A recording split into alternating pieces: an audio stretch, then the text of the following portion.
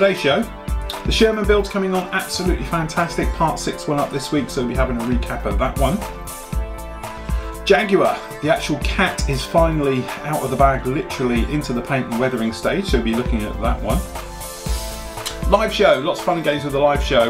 We had to put it into a little bit of a two-parter this week, so we'll be having a look at that one. We had some great reviews up. We had the Meng Cougar 6x6 MARP truck. We've also had a great book, Landscapes of War, and the Evo CR Plus airbrush. We've also got return of Destroy My Model. Yes, 2 more cars meet their maker, or in this case 2 breeze blocks together at high speed. So great one on that one. The SIG and Group Build, plus all the other news from the forum.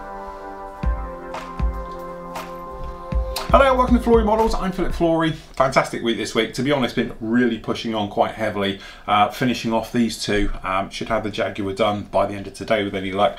But certainly the Sherman, as you probably saw last week, is all completely finished. Part 6 went up this week, which talks about obviously doing things like the dry brushing and then starting to work our way with the pigments, getting the tracks all on board and everything else like that. So really starting to come in and hoping, if I get the timing right, it's going to sort of go up at the same time as all the new pigments when they come out, because obviously I use oils and pigments and everything else to get this great weathered effect actually on the Sherman, and to sort of show you how easy it is to use pigments, and that, you know, really there is no real skill to it. It's just a case of just slapping them down, scrubbing them in and getting them to fix in. But really happy with this particular kit. It's been one of those ones where I've always wanted to do a really grind down tank, instead of just doing, you know, not be funny, the green and then fading it and doing a few little bits of oils here and there. I wanted it to look like basically Fury. You know, the Fury was the big film. I had it on here, to be honest, whilst I was doing this one and all the rest of it, and it gave me great inspiration, and it has that real heavy metal dark look to it. And when you see the tank on film, you don't see much green at all. It's mainly in the black. So that's what I've decided to do with this one, is to weather it so heavily that there's not much green still coming through. There's bits and pieces, but certainly from my point of view, I wanted it to have a really sort of darkened appearance, very heavy, very worn in, very well used look to things. So that's what we ended up with by doing this one. As I say, part 6 is up now. Part 7 is going to then start talking about, obviously, with your pigment, scrubbing it and really bringing it together like that. And obviously we've got things talking about stowage painting and all those areas in part sort of, you know, 7 and 8 and so on. So really lots to do. Still got a couple of things to do with this one. I'm hoping today my nice flocking material, that flocking material, is going to turn up for my base. I've already sealed this. This is just a standard MDF base for it, but I've sealed it with PVA glue. It's had a light coat of varnish as well. So what I'm going to do is I'm going to put on there something like a little pathway off of it. So the idea is we're going to have grass each side of it, muddy track down the middle that obviously the Sherman's travelling down, and all the rest of it. So it's just something a little bit light and different. Again, a bit of a first for me. Don't do diorama bases particularly well, as you probably all saw when I did the World War I tank. But certainly I didn't want it to be just mud like we did in that one. This one I wanted to try a few new things, so I'm going to be trying flocking with grass, little stone effects, things like that in there, and everything else. And later on in the show we'll talk about, but if you haven't seen it already, there is the review of the great book called Landscapes of War, was it? Let me just check sure it's right. Yeah, Landscapes of War, the book, which is absolutely fantastic. It's this one here. The review went up last week, and I'll be using a lot of those techniques in there for my little diorama based on that one. But as I said, the review's up there, but we'll talk about that later on in the show. But as I said, if you haven't seen any of the Sherman build, have a look, because there's lots of firsts in this one. Loads of things about using oils and pigments. There's no standard wash. I haven't just used the standard Flory Models wash, chucked it all over it. It's all completely new alien pigments and oils and artist oils, things like that, to give us that type of effect. But as I said, great one to go and have a look at. Tuesday we actually had the live show. We had a massive technical issue with it, which took us off air at 9 o'clock. We do have to thank Mr. Adam Raw. I know lots of you liked him. He's definitely the biggest personality in the group from around here. I'm sure we'll get Adam back on as soon as he's available to come back on, because as we say, we did have a lot of fun, even though we did get pulled at 9 o'clock. We continue to record. As I said, I know a lot of you tried to carry on watching us live. Unfortunately, what we did basically just switch over cameras. We put another camera up there and we carried on as if we were still live recording it. So part 2 is up in the forum now. If you haven't seen it, go and have a look. It's in the archive section. It's listed below, and it's just basically us as the recorded version with a small amount of editing in there, which I had to do when Adam became on form, shall we say. So as I said, we did answer all the rest of your questions, everything else. So if you did like lose us and haven't seen us, go and have a look at part 2, because that is in the forum now, and it marries up with part 1 almost together. It was just a bit of running around when we were setting up the cameras, but apart from that, the rest of it's all there. Fingers crossed we won't have any technical difficulties this week coming. We've tried new things and to rectify the problem, and I've done a test after it and it worked fine, no problem at all. So we're not quite sure what happened with that particular one, but needless to say, as I said, it was, you know, we got to 9 o'clock and then it all fell apart between 9 and sort of 10:30. But it is up there as a recording. Remember, get your questions in nice and early, and we'll try and get through as many as we can on the live shows every single Tuesday night with you. So Wednesday, the cat, definitely out of the bag. It stopped fighting me now, shall we say, so now I'm killing it. That's the only way I can describe it. I wanted to do this particular camo scheme for a long time, and you know, I could have gone down the normal route of doing the green over grey, but we did that on the Tornado recently, or we could have done the desert colour as well for sort of, you know, the first Gulf War and things like that. But instead I wanted to give this something. I've loved this camo effect for years, and it's the Snowcat. Obviously we looked at the Harrier a couple of weeks ago here on the live show in the end credits. This one is sort of my sort of homage to the Jaguar and everything else like that. We've now got to the situation where, okay, we've done all that filling, rescribing and all the bits and pieces, so now we can just get stuck in. So what we've actually done is I've used a mixture of washes. So this is basically the dark dirt wash right the way over to give it a grimy look, and then I wanted to give it that sort of wet, grimy, dirty look that they tend to get, because obviously they are dealing in quite horrendous weather conditions and everything else like that. So what I've actually done is I've gone around with a little bit of oils and pigments, and literally just gone around and touched in all those type of areas to give this sort of splotchiness, griminess. It looks like access panels have been opened and closed a lot, things like that. I'm really going through the entire thing just to weather it down, give it a nice used look and everything else. This particular one, we're not going to arm it, because obviously, as we know, the boxes, all the weapons and fuel tanks and that aren't for the Jaguar.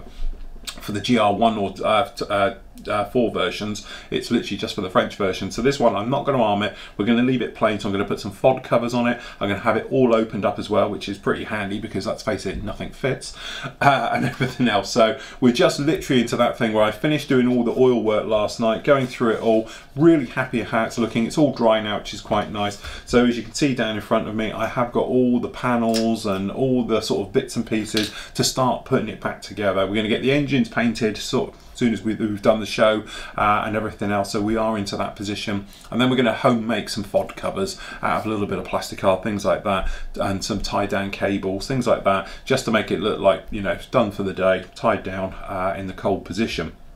But I have to say, the kit as a build is horrible. It's probably one of the worst kits I've built in a long time, okay? Especially when you think it's a newish kit, all right? So quite frankly, Kitty Hawk need their asses kicked for releasing a kit with so many faults and things like that in there.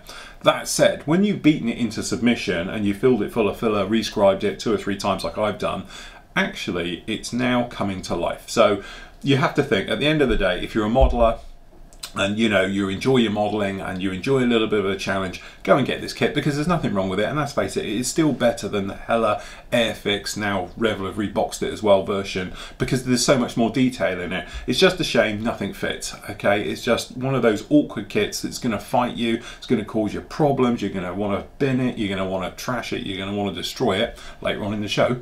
But certainly from my point of view, once you get past all of that, it then comes back to being a very nice kit, highly detailed, lovely riveting work, you know, the panels, things like that, far superior to anything else that's on the market in a Jaguar scheme as well. And to be honest, although the panels don't close and that, having it all open and showing off all this great work underneath with these engines, which we're going to have exposed, all the bays all open, it's actually going to look really nice when it's done. And being able to weather it and give it that grimy look and that, you can hide a lot of those little errors, shall we say, that you get with these kits.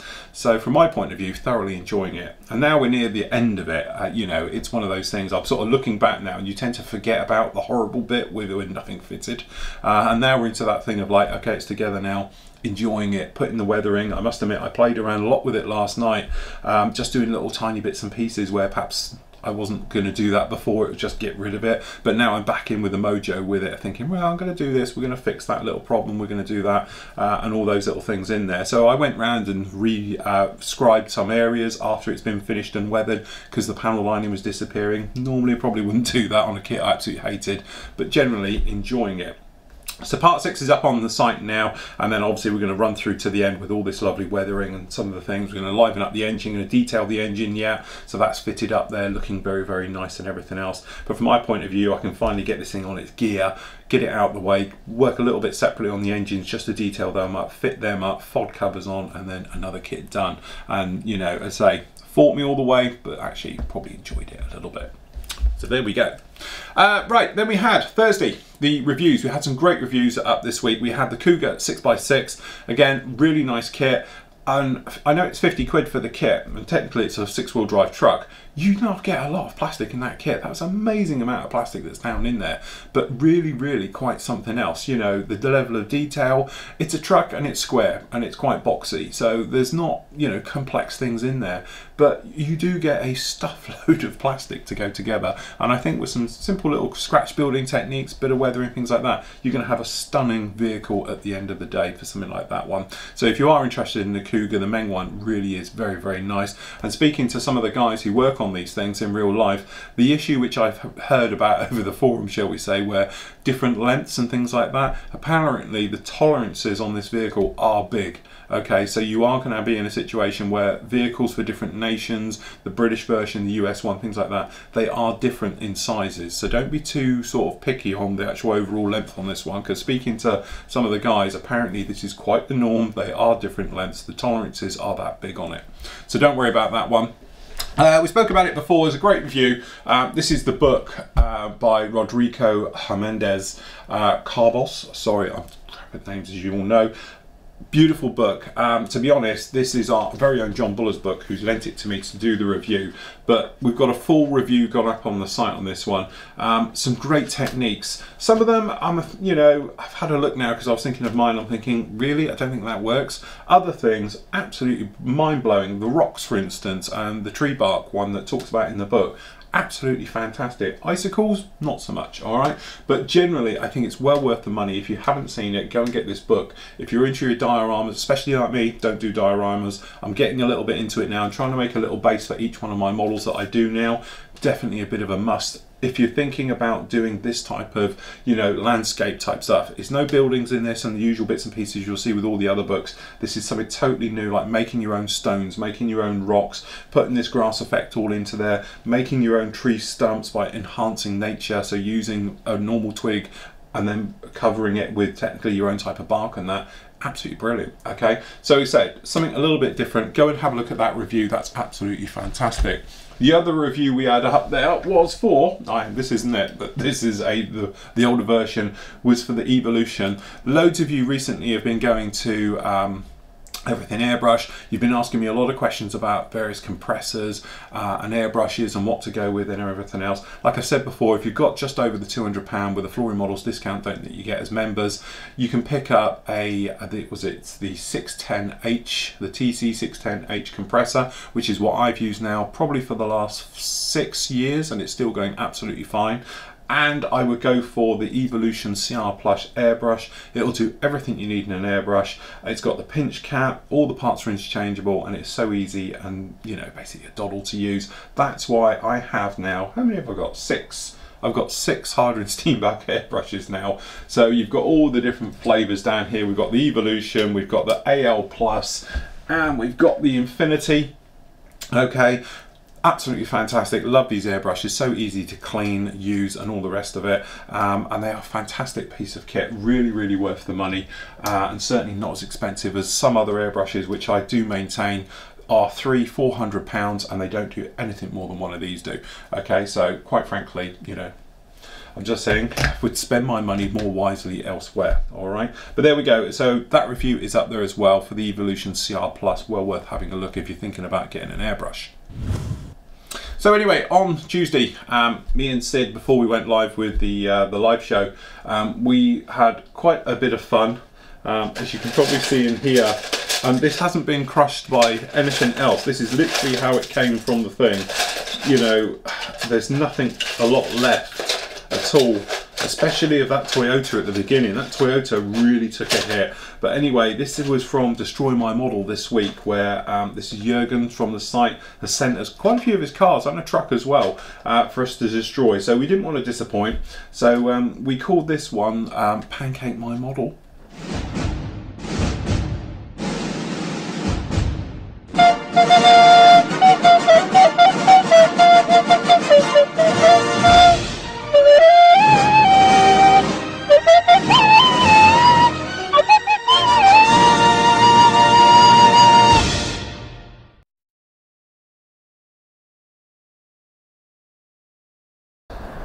Hello, welcome to Destroy My Model. Yes, this week, welcome again. Jurgen has sent us some fantastic, brilliant cars. Again, very nice. Beautiful work on them. No orange peel whatsoever on this one, but we intend to give it some with a little thing we're going to be called Pancake My Car. So without further ado, let's get on with it. Indeed.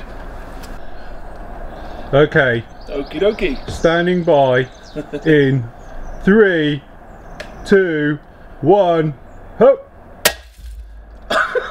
Oh yeah.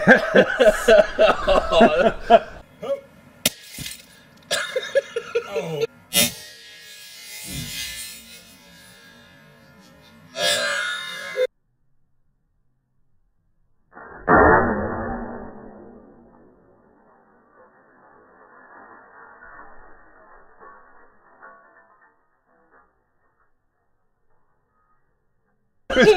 I thought that freeze block was going to go flying. Holy shit, that was absolutely perfect.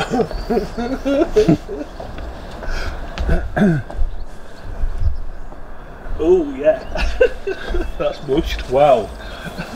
Yeah, that's absolutely perfect. I don't even think we even need the cameras to come around and look at it, because that is absolutely pancake. That perfectly flat. Tyres are all right though. Jesus, actually that. Great shot. I have to say, that's absolutely flattened. Let me just grab mini cam. Literally, that is all we have left. Which very, very good. A Toyota pancake, isn't it? Yeah, Toyota pancake, that's it now. Right, okay. Let's reset. We'll try number 2. Okay, here we go. Round 2. Brilliant. Indeed. Bombs away. 3, 2, 1. 2, 1. 2, 1.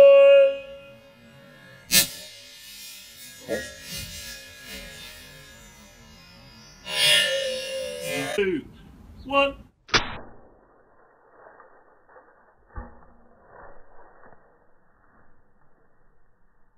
Well, there we go. Thank you. Your car. Pancake car. Thank you, Jurgen. They were beautiful. Yeah, what more can you say? There we go. Remember, if you'd like to see your model destroyed in quite a gruesome way, we'll be more than happy to take care of it. We've got a few more of Jurgen's actually to go through. We have. Including a nice truck. We have indeed. So we're going to need something bigger to pancake that. Yep. And everything else. So there you go. I hope you enjoyed that. Join us again next time for some more Kill My Model. Indeed, definitely. Take care. Bye. Okay, so there we go. That was Destroy My Model. Lots and lots of fun. We've got more to come on that one. If you have got any ideas or some way you'd like to see them destroyed, as long as we can do it and it's legal, we'll try and do it. But also, if you have got some models you want to send us, we've got quite a few now. We've probably got around about 10 models down there to do. But if you have got something that you've particularly driven you mad and you would like us to destroy it in a satisfying way, then send it to us here at Flory Models and we'll do our utmost to completely obliterate it. Okay, so as I said, thank you, Jurgen, for those. Lots of fun. If you would like them back, let us know. We'll post them back. If not, we'll add it to our growing pile of plastic, which at some point we'll either burn or recycle. I think we have to recycle, actually. Don't think we'll burn it. It'll be a bit toxic. But anyway, lots and lots of fun. Thank you very much for sending us those. Right, news from the forum. I do have to mention that starting tomorrow is the Easter egg SIG. This is our 5th year we've been doing this one now. I know, 5 years on this one. These are the Easter egg planes that we've been doing. We've got a great banner, as you can see here. Lots of fun. Some of the years you guys have gone massively over the top on this.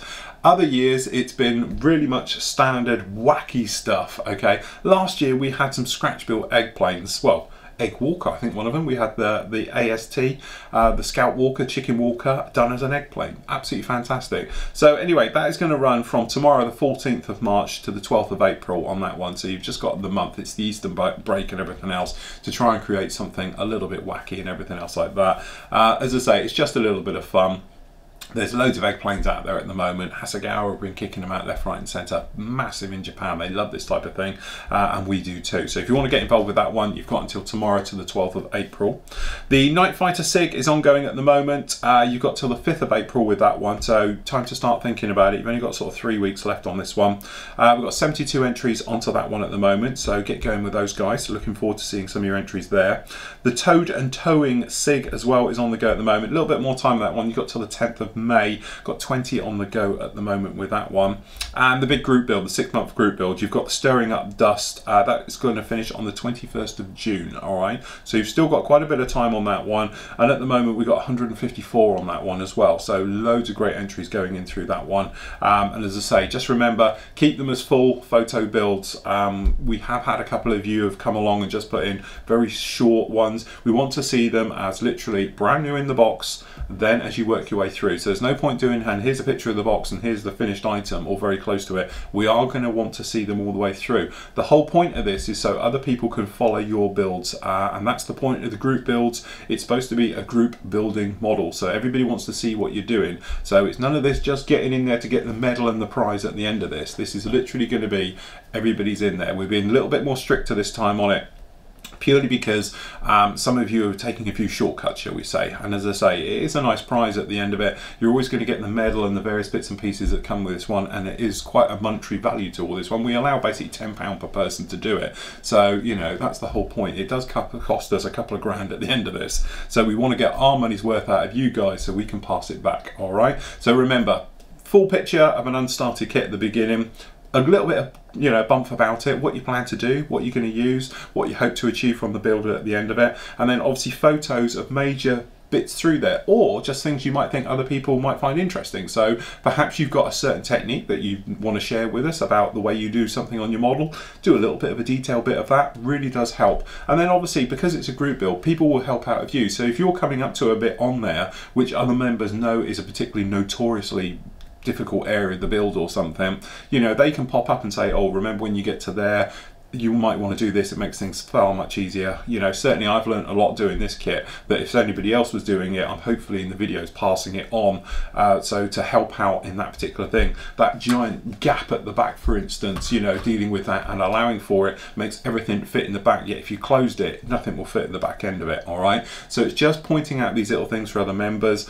And also don't forget, it's inspiration as well. Other modelers are going to see your work and be inspired, hopefully get the mojo going, all things like that, to be able to then do their models and try and sort of emulate what you're doing, or to take it in a different direction. So that's the whole point of a group build. It's not just the prize at the end, who's got the best model, because quite frankly, as the scoring system I do has nothing to do with that at all anyway. All right, it's basically about your video build, how it's presented, how helpful you are to other members and stuff like that. So if you're entering it just to get the prize at the end, probably the wrong group for you. Okay, it's more about the family, helping everybody out and making your way through.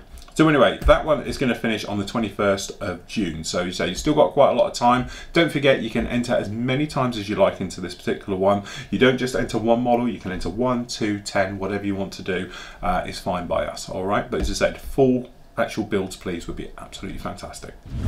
Okay, so that's about it for this week. As I say, going to get these hopefully finished out of the way and everything else like that, and we can really push on.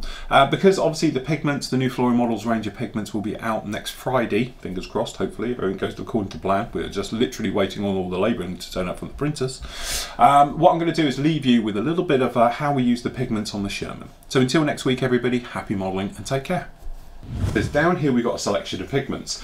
So basically what I've just got a couple of the Earth range that we're now doing at Flory Models. So I'm going to be using them to sort of build up textures and to help dry out the oils as well, because what will happen is you'll put these on, it soaks up into the oils and everything else, grips on, that's the main reason for it, but also the oil will then bleed through, showing you even more colour. Okay, so when we looked at it underneath, all this sort of black work, as we can see under here, is actually oils that have come through the actual pigments as they're sat on there.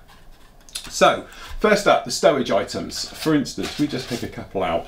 These ones, like we got down here, it's pretty dry, there's not much going on here. To be honest, we're just using the sort of dirt colour, and it just gets a bit of a brush over. Pretty standard everywhere, just to give it a sort of dusty look. Now this is going to hang up on the actual turret itself, so it just goes on there, and I tend to put it on a little bit like that, and then I'm just going to take a little bit of some of the other colours. Okay, just going to make a little palette up down here, and just going to lightly brush those over as well, and that's just going to break up textures. Just remember, in the ends where it's shadowy, okay, going to get a little bit more of the darker earth colour down there, and a little bit of a brush over, and that way it just gives us a nice, or hopefully quite a nice look to it, okay, without any problems, just like that, and it breaks them all down. So if you're doing things like this guy down here, which as you can see is looking still quite wet, same thing again, we're just going to liberally go right the way over it with the dirt, okay, and we're just going to flick it literally into everywhere. As you can see, it's quite dusty, quite messy stuff, but it's a twofold thing. Because the oils are still wet below here, what will happen, or I'm hoping is going to happen, is that it's going to cling to certain areas and it's going to bleed through. And also, because it's quite wet in some areas, that it will literally be like dry brushing, because the oil will wipe away, showing us the lighter shades of paint underneath as well, and everything else like that. So we're just going to go along. So technically what you're doing is like a dry brushing effect with pigments on board, okay? So it's going to naturally catch in all the recesses, but as you're making your way around, because you've got oils on the go, it's actually going to rub off some of the higher areas and stuff like that. So we're just going to liberally put it in, and there's no real right way of doing this or a wrong way, it's just a case of chucking this all in, okay? In some areas you obviously want to get quite a bit out of it, other areas perhaps you want to leave a little bit in. So it's just a personal choice as you make your way around it all. Okay, so we're just going to go around like that. Can probably get hold of it a bit better for this end. It's quite oily down this end, which isn't a bad thing, because when we rub it like this, we're actually rubbing the oil off now, exposing the actual paint underneath to an oily surface, so it's almost polishing it up. Okay, so we're just going to literally popping around everything else like this, and there we go. I think that looking really well, because it lightens and darkens and everything all in one, and it actually works really well. Quite happy with the way that actually is. But the same thing again, you might think, okay, let's take a little bit of the light stuff here, just going to pop it down with the lighter earth colour, just going to make a slightly different shade. Okay, we can just going to pop it on this lower edge, just down here. Okay, and you can actually change the colour of your stowage you're doing as well. So we've just slightly given it a different hue. Okay, perhaps we'll do the same on this other one. Let's grab this lighter colour. Okay, and we're just going to pop over here. Okay, this bit of the sand colour, just to go round. Okay, just to pop on there.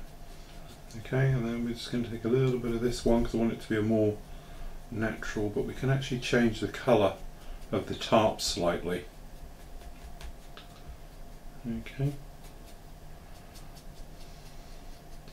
Okay, and this guy on the end here, it hangs quite low, so just on the lower edge I'm going to give it a bit more of the darker mud colour. Okay, and we're just going to rub that on there, just to give it the look like it's had basically mud on it. Okay, so it's just going to get the more of the darker shade, and then obviously make sure you're getting those rolls of it and everything else just like that. And in fact, I like that colour so much, I think I'm going to do it to the other side as well, because that is a good colour. Alright. But you need a little bit of oil just to help grip it and get hold of it and everything else like that, okay? So that's that one. I'm perhaps just going to overbrush the surface. Okay, now we're just going to brush away, so we're cleaning up the, obviously the tarps around it, which actually aren't that colour, and we're just going to get in now, just liberally going around it. But hopefully you can see, bearing in mind we did these pretty much all the same colour. And okay, the strapping still needs to be picked out, if we're honest.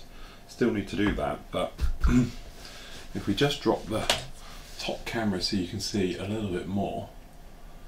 Okay, this is the effect we've got now. So we've got our stowage tied down really nicely. You might be able to see that glistening. That's actually wet oils still beginning to bleed through the pigment, which is good. It's exactly what we want. But considering, you know, all we did was base coat it, chuck some colours on it, and now it's had a pigment and a rub. As you can see, you get the light areas on these corners, things like this, which are working really, really well in our favour. Okay, and that's literally how we do the stowage and how we've done all of it.